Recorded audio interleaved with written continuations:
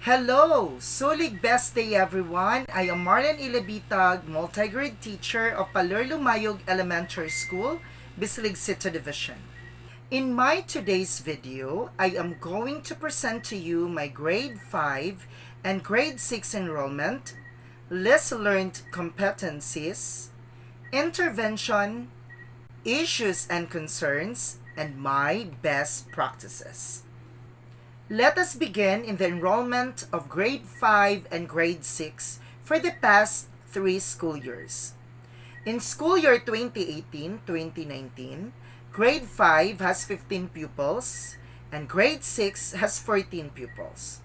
In 2019-2020, grade 5 has 19 pupils and grade 6 has 16 pupils.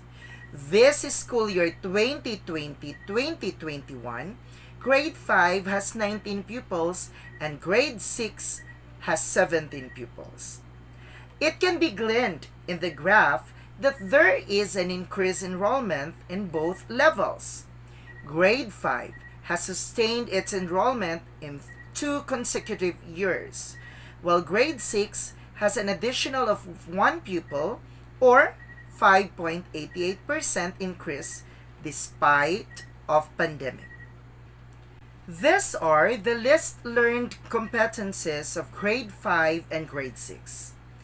These least learned competencies are based in multigrade budget of work and were derived through MPS and item analysis. Let us begin in English. Grade 5. Write, compose, clear, and coherent sentences using appropriate grammatical structures, aspects of verbs, past, present, future. Distinguish text types according to features, structural and language, problem solving. Use compound sentences to show problem solution, relation of ideas. In grade 6, write, compose, clear, coherent sentences using appropriate grammatical structures, pluralization of regular nouns. Distinguish text types according to purpose and language features, time order, sequence, recounts, process. Use various types and kinds of sentences for effective communication of information ideas, compound, complex sentences. In Filipino, grade 5, nakapagbibigay ng lagom o buod ng tekstong napakinggan. Naiuugnay ang sariling karanasan sa napakinggang teksto. Nakapagtatanong tungkol sa impormasyong inilahad sa isang diagram, chart, mapa.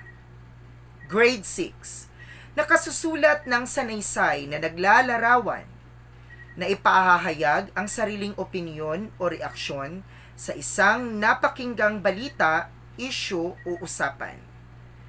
Nakapagtatanong tungkol sa impormasyong inilahad sa diagram, chart, mapa at graph. In Araling Panlipunan, natatalakay ang mga paraan ng pagsasailalim ng katutubong populasyon sa kapangyarihan ng Espanya, proseso ng Kristyanisasyon, reduksyon. Nababalangkas ang pagkakaisa o pagkakawatak-watak ng mga Pilipino sa mahahalagang pangyayari at mga epekto nito sa naunang mga pag-aalsa laban sa kolonyalismong Espanyol.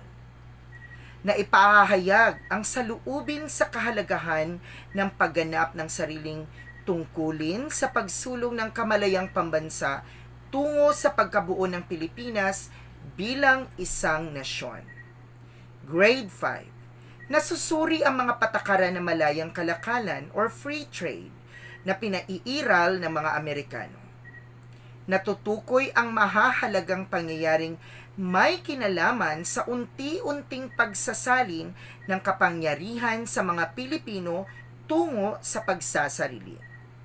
na ipahahayag ang saluubin na ang aktibong pakikilahok ay mahalagang tungkulin ng bawat mamamayan tungo sa pag-unlad ng bansa. In mathematics, grade 5 solves routine and non-routine problems involving addition and or subtraction of fractions using appropriate problem solving strategies and tools. Solves routine and non-routine problems involving percentage using appropriate strategies and tools. Interprets data presented in different kinds of line graphs, single to double line graph. Grade 6 solves problems involving direct proportion, partitive proportion, and inverse proportion in different contexts such as distance, rate, and time using appropriate strategies and tools.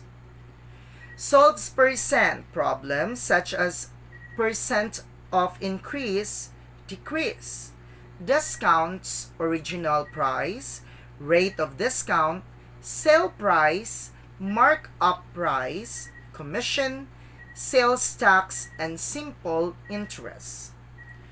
Derives the formula for finding the volume of cylinders, pyramids, cones, and spheres. In science, describe the different modes of In science, grade 5, describe the different modes of reproduction in non-flowering plants such as moss, fern, mongo, and others. Describe the different modes of reproduction in flowering plants. Infer the pattern in the changes in the appearance of the moon. Grade 6. Explain how the different organ system work together. Circulatory system, nervous system. Distinguish how spore-bearing plants reproduce.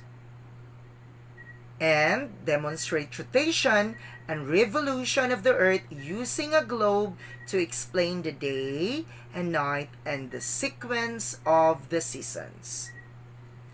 In EPP-TLE, grade 5, nakabubuo ng plano ng proyekto na nakadisenyo mula sa iba't ibang materyales na makikita sa pamayanan. Halimbawa, kahoy, metal, kawayan at iba pa na ginagamitan ng elektrisidad na maaaring mapapagkakakitaan. Nasusuri ang ginawang produkto at naisasaayos ito batay sa sarili at mungkahi ng iba gamit ang rubrics. At naipaliliwanag ang dapat tandaan, mga alituntunin sa paghahanda ng mesa at paghahain o principles in table setting. Grade 6. Constructs project plan. Explains the protocols, processes in making electrical gadgets. Demonstrates scientific ways of propagating fruit-bearing trees. Observes healthy and safety measures in propagating fruit-bearing trees. ESP. Nakakalahok sa mga pangangampanya sa pagpapatupad ng mga batas para sa kabutihan ng lahat, pangkalinisan, pangkaligtasan, pangkalusugan, pangkapayapaan, pangkalikasan. Nakalilika ng isang proyekto na nagpapakita ng pagtulong sa bansa at daigdig gamit ang iba't ibang technology tools. Grade 6. Nakapagpapakita ng tapat na pagsunod sa mga batas, pambansa at pandaigdigang tungkol sa pangangalaga sa kapaligiran. Pagpapaliwanag na espiritualidad ang pagkakaroon ng mabuting pagkatao anuman ang paniniwala. Music. Grade 5. Identifies the intervals of the following major triads. Creates a 4-line strophic song with 2 sections and 2 verses. Grade 6. applies primary chords as accompaniment to simple songs, and identifies visually and orally the instrumental sections of the Western orchestra. In art, grade 5 applies knowledge of colors, shapes, and balance in creating mobiles, paper mache jars, and paper beads.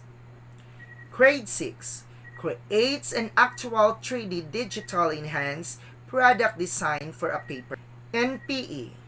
Grade 5 explains the nature, background of the dance. Describe the skills involved in the dance. Grade 6 explains the nature, background of the dance. Describe the skills involved in health. Analyzes how the use and abuse of caffeine, tobacco, and alcohol can negatively impact the health of the individual, the family, and the community. Demonstrates appropriate first aid for common injuries or condition. That's for grade 5. Grade 6 practices ways to control, manage noise pollution, and describes the different components of consumer health. These less learned competencies are given attention through interventions. These interventions help the pupils master the skills. These are the following interventions that I apply and use. First, I make strategic intervention material and I let my pupils use it. Second, I make differentiated worksheets to be answered by different level of pupils. Third, the implementation of reading battle and reading hour as part of our reading intervention program make reading a habit. Also, the use of team game tournament as literacy and numeracy intervention program.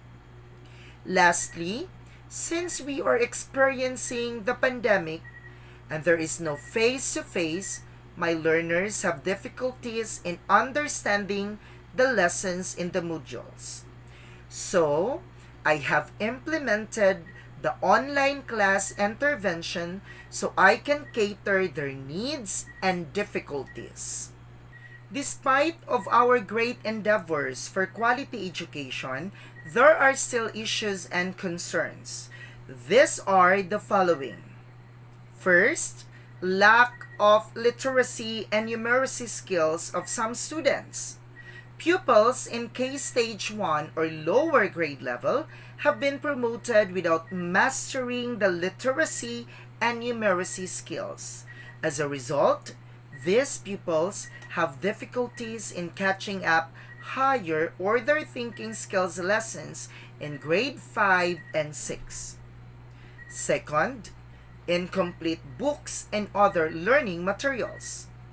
Third, not standard multi-grade classroom. Fourth, incomplete multi-grade lesson plan.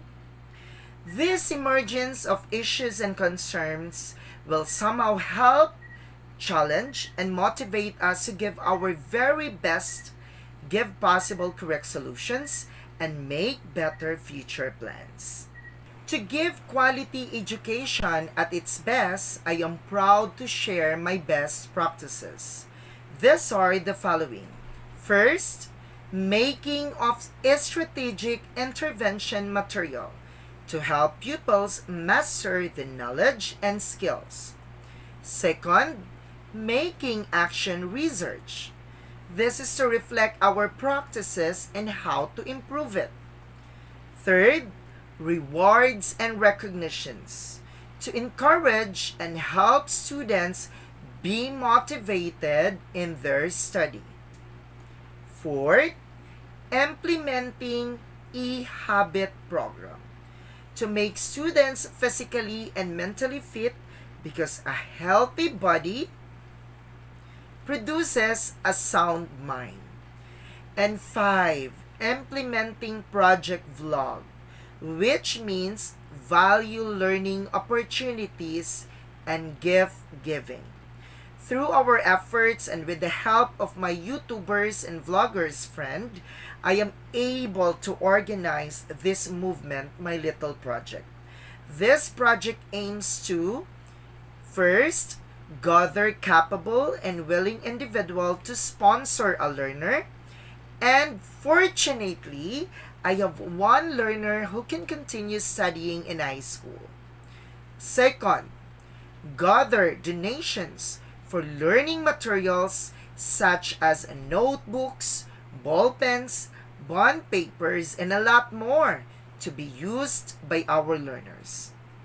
Third, do an outreach program or activities through my own revenues and shares of my friends and other sponsors.